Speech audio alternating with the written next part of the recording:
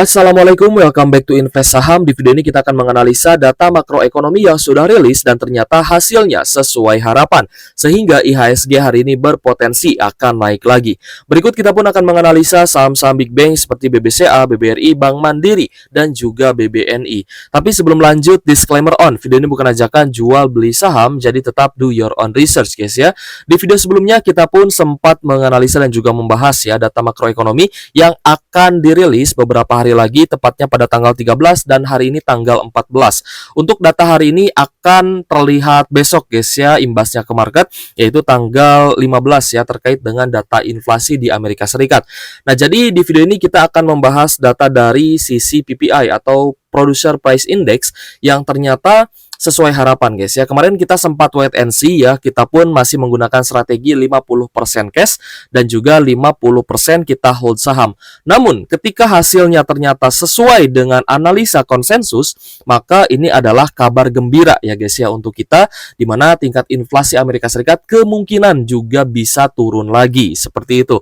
Tapi kemarin karena memang datanya belum rilis ya guys ya, maka itu kemarin kita mencoba untuk wait and see ya. Kita akan melihat dulu kira-kira saham mana nih yang menjadi incaran kita yang harganya itu juga belum naik tinggi guys ya. Nah, jadi disinilah fungsinya wait and see. Tapi ketika datanya sudah rilis dan sesuai harapan, ya berarti kan waktunya untuk memborong saham-saham bagus kan, seperti itu. Oke guys, jadi data yang sudah rilis pada kemarin ya, tanggal 13 Agustus 2024, dan hari ini juga hasilnya sudah terlihat dan kemungkinan juga akan berdampak positif ya untuk market. Hari ini hari Rabu ya, tanggal 14 Agustus 2024, pukul 7:50 guys. Terkait dengan data dari PPI ya guys ya, atau Producer Price Index ya, ini adalah mengukur kenaikan harga dari sisi produser ya, atau produsen. Atau kalau misalkan di Indonesia juga singkatannya agak sedikit berbeda ya guys ya. Nah, jadi ketika teman-teman melihat sebuah produk itu di minimarket ada kenaikan, nah itu adalah CPI. Tapi jika teman-teman melihat sebuah produk itu sudah mahal dari pabriknya, berarti itu adalah data PPI ya guys ya, atau Producer Price Index maksud saya, seperti itu. Dan jadi kita melihat ya beberapa rilis data dari PPI month on month, PPI inti month on month, dan juga PPI inti year on year, ya rata-rata mengalami penurunan guys ya. Jadi kenaikan harga dari produser rata-rata mengalami penurunan, dan ini sangat bagus guys untuk market saham di Indonesia. Dan juga ya pada hari ini selain ada PPI month on month dan juga PPI inti month on month yang sudah rilis dan angkanya juga bagus guys ya. Malahan ini angkanya di bawah konsensus, jadi ini sangat baik. Tapi ada beberapa rilis data juga yang sebenarnya kita tunggu guys ya, dan kemungkinan juga bisa berdampak terhadap market. Terkait dengan perubahan stok minyak mentah, ternyata juga minusnya lebih dalam lagi gitu guys ya. Jadi ini pun sebenarnya bisa menyebabkan harga minyak naik. Tapi pertanyaannya, apakah tingkat inflasinya itu akan turun mengikuti data PPI, atau inflasi Amerika Serikat bisa saja naik karena harga minyak mentah yang juga mengalami kenaikan. Nah, ini kan berarti masih 50-50 ya guys ya untuk tingkat inflasinya. Tapi setidaknya hari ini pergerakan market kemungkinan akan dipengaruhi juga ya oleh data PPI yang sudah rilis dan hasilnya juga bagus ya, dimana kenaikan harga produk ya dari produser itu juga mengalami penurunan, dan ini adalah positif.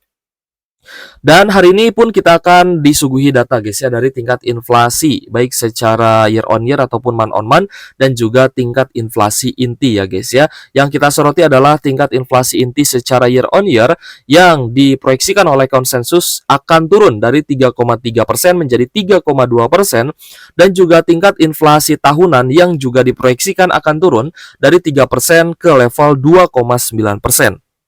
Kita berharap tingkat inflasi inti dan juga tingkat inflasi tahunan ini juga bisa turun guys ya, mendekati level 2%-an, agar pemangkasan suku bunga bisa diaktualisasikan di bulan September mendatang, dan jalan kita untuk market yang bullish juga akan semakin terlihat jelas, seperti itu guys. Jadi kemarin pun kita sempat membahas ya saham-saham komoditas, saya bilang lebih baik di hold, sedangkan untuk saham-saham perbankan silahkan teman-teman cari saham perbankan yang harganya itu belum naik tinggi. Ya, meskipun ada saham-saham perbankan lain yang misalkan sudah naik ya guys ya, sudah uptrend duluan gitu ya. Tapi nggak masalah ya, karena itu pun sebenarnya indikasi bahwa investor besar juga masuk ya di saham-saham big bank seperti itu. Oke guys, jadi dari rilis berita pun ya memang ini sejalan dengan analisa yang kita suguhkan ke teman-teman, di mana data PPI ini picu kenaikan aset-aset di pasar negara berkembang ya guys ya, dan bisa naik ya untuk emerging market seperti IHSG dan juga bursa saham di Asia. Lalu terkait bursa Asia ya, bersiap untuk menguat usai rilis data inflasi IHP Amerika Serikat. Nah, kalau misalkan di Indonesia singkatannya menjadi IHP ya guys ya, indeks harga produsen ya, seperti itu. Kalau di Amerika Serikat singkatannya adalah PPI, Producer Price Index. Oke guys, jadi yang kita khawatirkan adalah sebenarnya dari harga minyak ya guys ya, di mana persediaan minyak mentah Amerika Serikat itu turun ya, kemarin pun kita bahas ya guys ya, sehingga bisa menyebabkan saham-saham di komoditas oil and gas itu mengalami kenaikan. Ya, jadi untuk crude oil WTI ya kemarin pun sempat naik guys ya, dan menyentuh level 80 USD per barrel, dan untuk saat ini di 78 USD per barrel.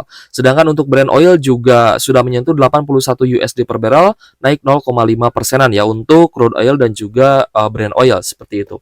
Nah, jadi ada sedikit kekhawatiran guys ya dari harga minyak mentah ini, di mana persediaan minyak Amerika Serikat itu sedang turun, yang berarti Amerika Serikat harus membeli minyak dengan harga yang sedang mengalami kenaikan. Atau memang kenaikan harga minyak ini juga didorong oleh konsumsi ya minyak mentah dari Amerika Serikat seperti itu. Oke guys, jadi berita positif lainnya untuk IHSG pada hari ini adalah dari sisi rupiah ya guys ya. Rupiah Indonesia semakin menguat ya, 0,06% di level 15.746. Nah, kemarin sempat di level 15.800-an, tapi ternyata mulai menguat kembali ya ke 15.700 rupiah per 1 USD-nya. Hal ini dikarenakan data PPI itu menekan di XY, sehingga ketika di XY turun, maka rupiah kita ya guys ya, ketika di pair dengan dolar Amerika Serikat ya, rupiah kitanya menguat ya, karena memang di XY-nya juga sedang menurun. Nah, PPI yang mengalami penurunan tadi itu kan positif ya untuk market ya guys ya. Data PPI ini ketika turun ini adalah positif untuk market. Tapi sebenarnya ini adalah negatif ya untuk ekonomi Amerika Serikat, di mana produsen tidak berani menaikkan harga dan juga akan menyebabkan tingkat inflasinya turun. Tapi memang di sisi lain, kenapa produsen tidak berani menaikkan harga barang ya, karena daya beli masyarakatnya itu sedang turun dan sedang tertekan, sehingga diperlukan ya guys ya adanya kebijakan moneter dari The Fed terkait dengan pemangkasan suku bunga yang kemungkinan besar akan dilakukan di 18 September 2024 nanti. Jadi masih ada waktu guys ya untuk kita melihat market kita juga akan bisa naik lagi. Lalu ada beberapa investor juga yang memang melihat kecenderungan kenaikan untuk IHSG itu dari kenaikan bursa di Amerika Serikat ya guys ya. Dimana kita melihat ya untuk saham-saham di Amerika Serikat juga ternyata mengalami kenaikan. Ya, seperti di Dow Jones ya guys, lalu Nasdaq dan juga S&P 500 di semalam itu mengalami kenaikan. Jadi akan cukup menarik ya untuk IHSG pada hari ini juga, semoga saja bisa mengalami kenaikan kembali berikut dengan adanya inflow terhadap saham-saham besar ya guys ya, saham-saham big caps. Kita melihat banyak sekali yang harga sahamnya masih belum naik terlalu tinggi. Salah satu contohnya adalah saham BBRI guys. Untuk BBRI kita pun melihat guys ya bahwa BBRI ini punya potensi untuk nge-swing lagi, dan jika data dari makroekonomi ternyata bagus ya mendukung kenaikan IHSG dan juga saham-saham big caps, maka tidak menutup kemungkinan saham BBRI pun hari ini akan uptrend kembali ya guys ya. Dan kalau misalnya teman-teman perhatikan ya, kemarin itu ada sedikit penguatan 0,85% dan juga berpotensi akan naik ya guys ya jika break of structure di atas resistance terdekat di 4940 sampai 4970, maka BBRI bisa berpotensi uptrend lagi dengan upside ya dari harga saat ini sekitar 37%-an. Jadi untuk BBRI memang menjadi salah satu saham perbankan ya atau big banks yang harganya itu belum naik tinggi, tapi memang pergerakan sahamnya ini sesuai ya dengan prediksi kita meskipun tidak menyentuh harga yang kita harapkan. Namun pada hari Senin lalu ketika IHSG-nya turun, BBRI juga turun sekitar 3,8%-an. Dan ini sebenarnya menjadi kesempatan ataupun peluang ya, meskipun kita belinya itu di next day, bukan pas anjloknya. Karena kita khawatir anjloknya IHSG itu dikarenakan ketakutan akan resesi sehingga terjadi outflow. Nah, maka dari itu pada tanggal 5 Agustus kita wait and see, tanggal 6 Agustusnya kita baru beli ya guys ya, kita baru cicil lagi karena kita melihat adanya teknika rebound ya di saham BBRI ketika sudah anjlok.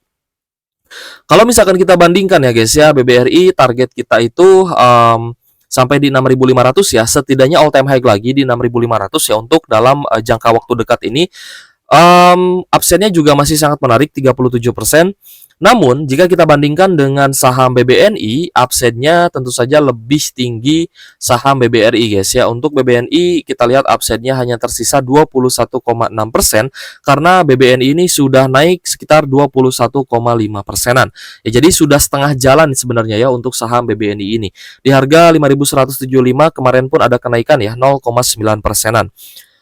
Untuk saham-saham big banks rata-rata memang terkena inflow ya, jadi asingnya net buy di semua saham big banks. Ini sudah mulai merata, inflow-nya sudah mulai bagus, jadi teman-teman seharusnya tidak ragu lagi ya guys ya untuk membeli saham-saham big banks yang harganya itu masih murah.